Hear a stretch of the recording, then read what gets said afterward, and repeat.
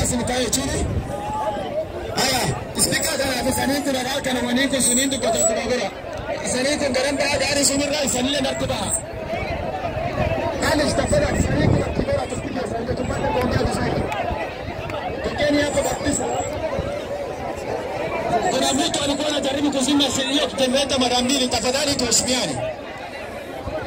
Aya, warbana sayoya.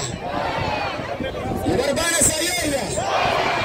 Nagamba na sadiri gabalemu. Amdieka mayeran. Danisa sometimes again. Agamba na sometimes